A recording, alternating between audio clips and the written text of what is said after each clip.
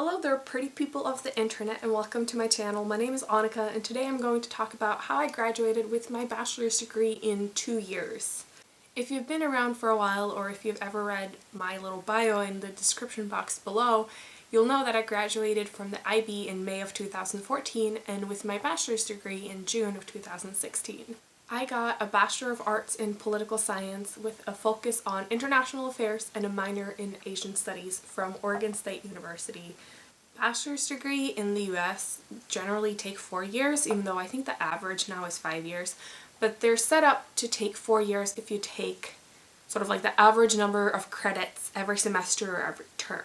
At my school, you needed 180 credits to get a bachelor's degree, and you needed those credits in like specific categories. So like certain core classes that everyone had to take, or like groups of classes that people could pick from, and then a lot of credits for your specific major.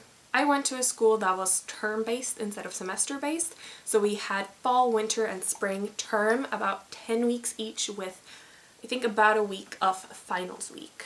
So to do the math, if you need 180 credits to graduate, you stay in college for 4 years, 3 terms each year. That is an average of 15 credits each term. For an undergraduate's degree at my school, 12 credits was the minimum you needed to be a full-time student, and 18 credits was kind of like the maximum that you could do without needing special approval. Of course, normal disclaimers, this is just my experience, this is just how I did it.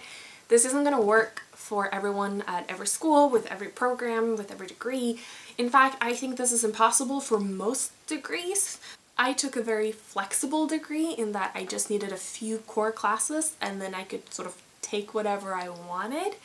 A lot of people don't have that, especially if you do like an engineering or like a science degree. You tend to need to take like series of classes. Anyway, let me jump right into the ways that I graduated early. The first thing I did was that I specifically looked for schools that would accept my IB courses as college credits. So for my school, I managed to get 45 college credits, which if you do the math is like a full year. So I started undergrad with 45 credits. So right off the bat, I was already fast-tracked and was supposed to graduate in 3 years instead of 4. Some of those credits satisfied specific baccalaureate course requirements that I needed, such as I think like some science classes, while others just went into like my general elective credits. The second thing was that, of course, I chose a degree that was very flexible. I didn't choose it because it was flexible. I wanted a political science degree, but the fact that it was flexible made it possible for me to graduate early. The political science program at Oregon State University is quite small. Most people who want to do political science go to University of Oregon. And it has a very big e-campus, which meant that a lot of the classes I could take were online, which is like my third thing I did. I took a lot of classes online. A lot of political science classes were available online, so I would take it online so it wouldn't conflict with other classes in my schedule. For me, online classes were also drastically cheaper than in-person classes. As an international student, I had to take at least 12 credits on campus to maintain my visa status, but anything above that I could take online. So I usually did like a hybrid. I think after my first semesters or first term at college, I started taking online classes. I'm pretty sure, like pretty straight off the bat, I started taking at least a few online classes every term. The fourth thing I did was, of course, to take a shit ton of classes every single term. I also took summer classes the one summer I was there in order to just rack up on the credits and really accelerate my degree progress. In a little bit, I'll have an exact breakdown of how many credits I took each term with like the classes I took, so you can see how it all added up. I've lost track of the numbers, but the next thing I did was that I double dipped a lot of credit and degree requirements. For my degree, you weren't able to double dip your major requirements with back-core requirements, but you could double dip back-core requirements with your minor requirements. So for my Asian Studies minor, I would choose classes that were on the approved list of both the Asian Studies and the back-core classes, which were quite a few of them. The next thing I did is that I did a lot of independent projects with professors. This is also something I did in law school and something I would highly recommend if it is an option for you and your program. Independent studies is basically whatever you want them to be.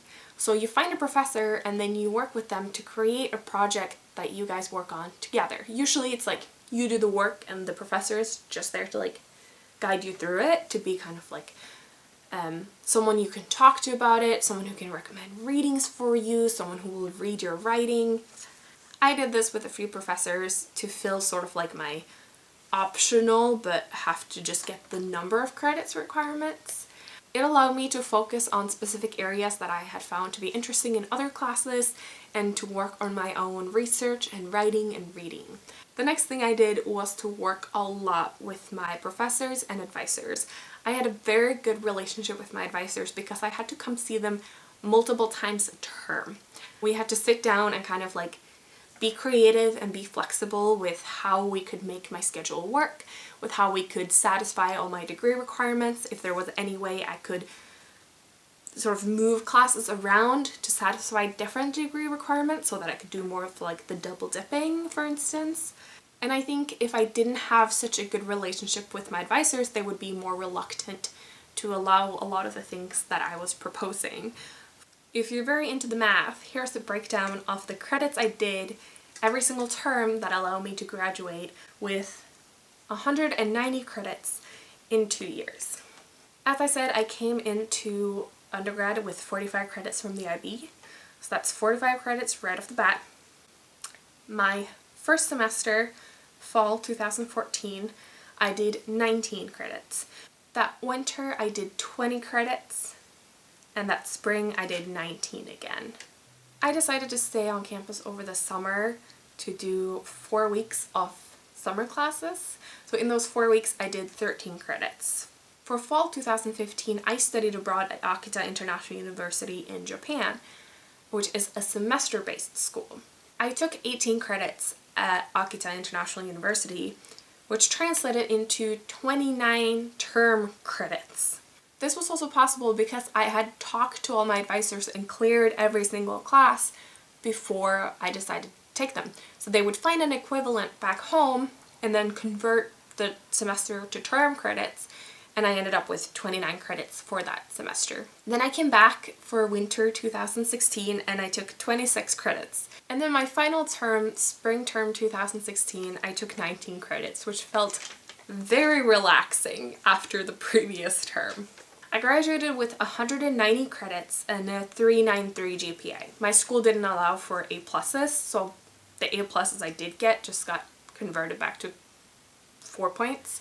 I loved my time in undergrad. I took a lot of interesting classes. I did well in my classes because I specifically chose classes that would be interesting to me, and I found something in every class that was interesting. I took a lot of dance classes, I took a lot of writing classes. At some point I was in the honors college, but I decided to drop that because A, it cost more, like significantly more, and 2, I didn't really care, and 3, they require some more like unique classes that you have to take that I didn't really care about. So I dropped out of the honors college. I still had a lot of fun in college. I was in a sorority, I was in multiple different student organizations, I went out and partied a lot, I dated a lot, and I don't think I would have done it any other way. I should have done a double major to stay longer, but I couldn't find another major that I really wanted to do. Make sure to like this video if you enjoyed it and leave a comment down below. Subscribe if you aren't already and want more videos on school and life, and now transitioning from school life to adult life.